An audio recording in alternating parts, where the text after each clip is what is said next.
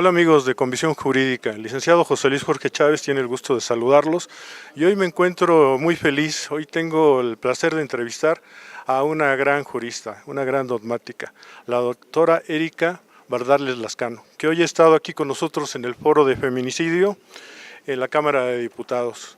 Doctora, hoy nos hizo varios de los aportes, uno de los temas que dentro de los cuales es en varios especialistas, tocó la parte de la reparación del daño. Sí, justo el tema que quería dejar muy claro en este foro de feminicidios es que si bien es cierto que tenemos que atacar la prevención del feminicidio y posteriormente atacar cómo podemos lograr justicia respecto de una persona que ha sido víctima de feminicidio, también es muy importante la última parte de esta historia, que es la reparación del daño. Cómo lograr la reparación del daño a las personas que desafortunadamente han sido víctimas del delito de feminicidio, y comentábamos que esta reparación del daño tiene que ser en base a 5 ejes que marca desde el derecho internacional hasta nuestro derecho nacional. Restitución cuando se pueda, rehabilitación para poder lograr encontrar nuevamente el proyecto de vida de las personas, debe haber una compensación, que es un tema de carácter económico, todo aquello que sea cuantificable, que se ha gastado la víctima, y además una indemnización. Debe haber medidas de satisfacción, por lo general las sentencias y el condenatorias y no generar impunidad es una medida de satisfacción, pero también se ha estilado mucho en nuestro país últimamente que una medida de satisfacción sean las disculpas públicas de los servidores públicos y diversas instituciones que reconocen su ineficiencia o que reconocen que no han sido completamente correctos en su actuar respecto de sus facultades. Finalmente, las medidas de no repetición, que implica qué vas a hacer Estado, qué políticas públicas vas a tomar para evitar que esto siga pasando. Y es precisamente esta medida de no repetición es la que conecta con el punto clave, que es la prevención del delito. Amiga, y en la situación sabemos que existen fondos ahí, pero es muy difícil llegar a ellos. ¿No crees que se puede perfeccionar en esa parte porque la víctima, ok, hay cosas que son irreparables, ¿no? La pérdida de la vida, el daño emocional, ¿no?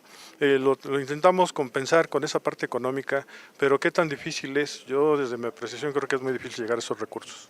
Bien, los recursos depende de dónde te ubiques y el ámbito del fuero común o el fuero federal. Me explico. A nivel federal existen un fondo de apoyo, asistencia y reparación del daño para víctimas de delitos del fuero federal y violaciones a derechos humanos. Este fondo es administrado por la Comisión Ejecutiva de Atención a Víctimas y tendríamos que acudir a esta Comisión Ejecutiva y llevar el proceso administrativo que marca la Ley General de Víctimas para poder acceder a estos fondos. No es complicado acceder a ellos, lo que es complicado es lograr una cuantificación del daño que genere satisfacción tanto para la víctima como para el Estado. Es importante un punto que va a cambiar por completo el contexto. Para que pueda proceder tu ingreso de solicitud de fondos y de ayuda de la reparación del daño por parte de estos fondos del Estado, es importante comprobar que el sentenciado no tiene capacidad de pago, porque siempre el primer obligado es el responsable. Si el responsable no tiene capacidad de pago, entonces entra subsidiariamente el Estado. Y el Estado, al entrar subsidiariamente, tiene un tope. ¿Por qué tiene un tope en el tema de delitos? Porque él no es el responsable del hecho delictivo, ni el Estado tampoco, pero subsidiariamente se crea este fondo con la finalidad de cumplir con los fines del proceso penal, que es la reparación del daño, y con uno de los derechos de la víctima, que precisamente es la reparación del daño. Entonces, primero tenemos que buscar acreditar en un incidente en ejecución de sanciones penales que la persona responsable es insolvente. Para entonces, con esa determinación más la sentencia en firme, poder acudir a un procedimiento administrativo para que nos puedan pagar la reparación del daño con este tope, porque se llama subsidiaria, toda vez que el Estado no tiene responsabilidad. Por otro lado, este fondo también paga reparaciones del daño en materia de derechos humanos. Ahí no tenemos tope en el fondo porque el responsable sí es el Estado. Entonces no actúa de manera subsidiaria, por lo tanto tiene que hacer frente con la cantidad que resulte de la reparación del daño. Eso es a nivel federal, pero el problema está a nivel local. ¿Por qué el problema está a nivel local? Porque a nivel local no se han instalado todas las comisiones ejecutivas de atención a víctimas para que la gente pueda acudir a esta comisión ejecutiva, y aquellas que ya se instalaron no cuentan con fondos, con un fondo de apoyo para reparación del daño. Entonces las víctimas locales puede tener varias posibilidades. Primero, que tengan comisión ejecutiva y acudan a la comisión ejecutiva para que les ayuden, y la suerte de que esta comisión ejecutiva tenga fondo para que les paguen una reparación del daño, pero también puede darse que no haya fondo, y entonces si no hay fondo, pues jamás se va a lograr la reparación del daño. El feminicidio, y por eso está en los tipos penales, el feminicidio se encuentra en el Código Penal, local o federal. Es un delito.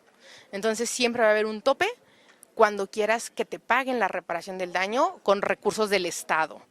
Pero si tú cuantificas tu reparación del daño sin ningún límite, el primer responsable para pagártelo tiene que ser el sentenciado que cometió el delito. Bueno, pues siempre una gran alegría tenerte en entrevista y en este foro. Quisiéramos seguir con la entrevista, quisiéramos que fuera más larga, pero por situaciones aquí de que estamos en el auditorio del Palacio Legislativo, pues bueno, tendremos que cortarla, pero tendremos más. Les prometo que para el programa Convicción Jurídica, ya comprometí a la doctora que vamos a tener ahí vamos a tenerla en entrevista hablándonos sobre estos temas y sobre más que créanme que son muy interesantes para toda la comunidad jurídica y también para la ciudadanía. Un saludo desde el programa Convicción Jurídica. Gracias, un saludo a todo tu auditorio, muchísimas gracias, un placer como siempre. Gracias, hasta luego.